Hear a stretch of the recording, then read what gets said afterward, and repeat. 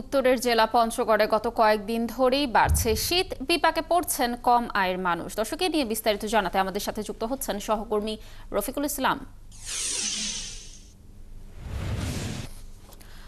রফিকুল, পঞ্চগড়ে শীত কেমন অনুভূত হচ্ছে, কুয়াশা কেমন দেখছেন, কি তথ্য রয়েছে জানাবেন? আর জেলা শ্রমজীবী মানুষের অবস্থাই বা কি দেখছেন? লাবণী, শুভ সকাল। আপনি জানেন, জানিয়ে রাখছি যে আজকে সকাল 6টা যে তাপমাত্রা রেকর্ড করা হয়েছিল তা হলো 12.ডিগ্রি সেলসিয়াস।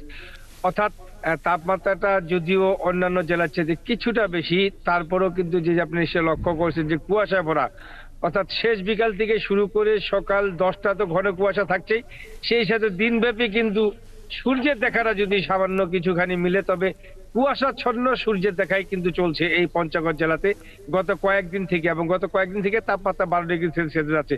তবে তাপমাত্রাটা কিছুটা যদি অন্যান্য জেলার চাইতে বেশি হলেও যে এই এলাকায় শীতটা বেশি এবং ঘন কুয়াশা সেই সাথে বয়ে আসছে উত্তর থেকে হিমেল বাতাসের কারণেই এখানে শীতের তীব্রতা সাধারণত একটুখানি বেশি অনুভূত হচ্ছে।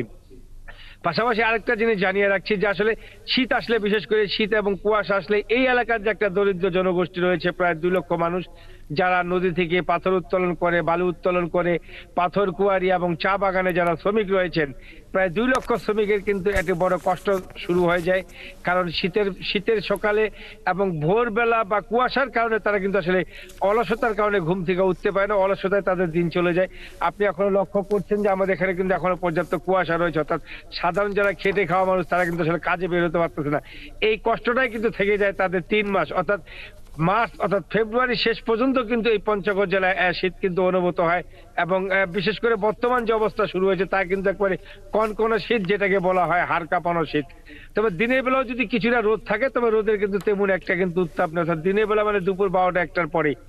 এর পাশাপাশি যে এই পঞ্চগড় জেলা যা জানেন যে বিশেষ করে শহরের তুলনায় গ্রামে একটু শীতের অনুভবটা একটু বেশি হয়, যার কারণে এই গ্রামের মানুষ শীতজনিত রোগে আক্রান্ত হচ্ছে বেশি, বিশেষ করে শিশু থেকে বয়স্করা নানা রোগে আক্রান্ত হয়ে হাসপাতালে ভর্তি হচ্ছেন। আমরা হাসপাতালে খবর নিয়েছি বা সেখানেও আমরা দেখেছি প্রচুর পরিমাণ রোগী শ্বাসকষ্ট, নিউমোনিয়া, ডায়রিয়া, জ্বর, সর্দি সহ নানা রোগে আক্রান্ত হয়ে ভর্তি হচ্ছে, সেখানে চিকিৎসা নিচ্ছেন। এছাড়াও হাসপাতাল কর্তৃপক্ষের সাথে আমরা কথা বলেছি, সিভিল সার্জন তিনি আমাদেরকে যেটা জানিয়েছেন যে সাধারণত শীত আসলে যদিও এই এলাকার মানুষ শীতে অভ্যস্ত এবং শীতের প্রস্তুতি থাকে, তারপরও অসচেতনতার কারণেই কিন্তু সাধারণত নানা রোগে আক্রান্ত হচ্ছে। বিশেষ করে ভোর রাতের সময় যে কনকনে শীত, এই শীতের কারণেই সাধারণত এই রোগগুলা আক্রমণ হচ্ছে।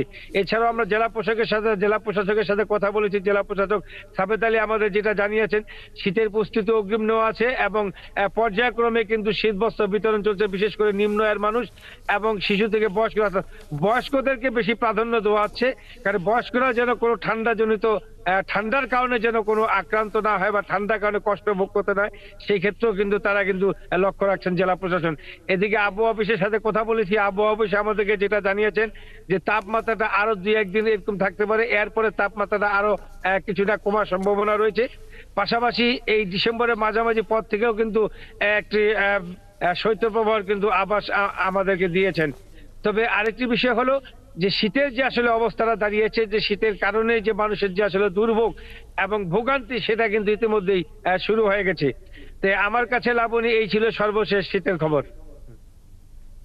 রফিকুল, ধন্যবাদ আমাদের সাথে যুক্ত থাকার জন্য।